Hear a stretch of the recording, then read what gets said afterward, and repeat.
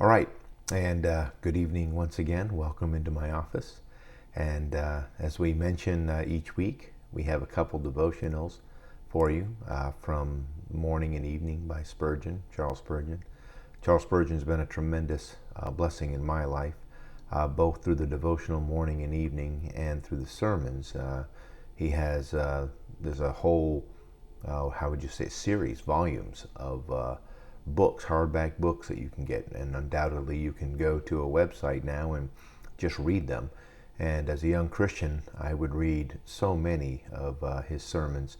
In fact, I would use them almost like a commentary. When I was studying a passage, I would find out if he preached a sermon on that passage or that area of the Bible, and then I would listen to his sermon or sermons, depending upon how many verses I was covering. And so often I would find a tremendous help being pointed to the Lord Jesus Christ. So I hope that as you listen this evening to the Morning and the Evening by Spurgeon, that they're a tremendous help. And then also Psalm 17, which you will hear and see as you go down through the page. You'll see that also. And then, of course, you'll get to Dr. Smith's missionary letters. And so hopefully this will be a blessing to you. Our text for this morning comes from 2 Samuel chapter 9 and verse 13. So Mephibosheth dwelt in Jerusalem, for he did eat continually at the king's table, and was lame on both his feet. Mephibosheth was no great ornament to a royal table, yet he had a continual place at David's board, because the king could see in his face the features of his beloved Jonathan. Like Mephibosheth, we may cry unto the King of glory, What is thy servant, that thou shouldst look upon such a dead dog as I am? But still the Lord indulges as with the most familiar intercourse with himself, because he sees in our countenances the remembrance of his dearly beloved Jesus.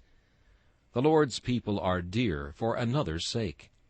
Such is the love which the Father bears to his only begotten, that for his sake he raises his lowly brethren from poverty and banishment to courtly companionship, noble rank, and royal provision.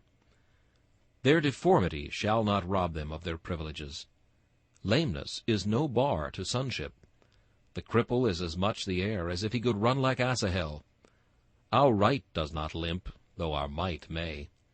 A king's table is a noble hiding-place for lame legs, and at the gospel feast we learn to glory in infirmities, because the power of Christ resteth upon us.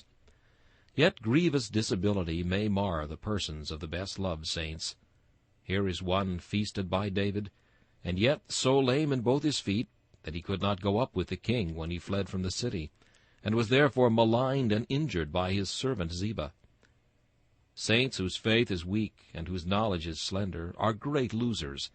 They are exposed to many enemies, and cannot follow the king whithersoever he goeth. This disease frequently arises from falls. Bad nursing in their spiritual infancy often causes converts to fall into despondency from which they never recover, and sin in other cases brings broken bones. Lord, help the lame to leap as an hart, and satisfy all thy people with the bread of thy table.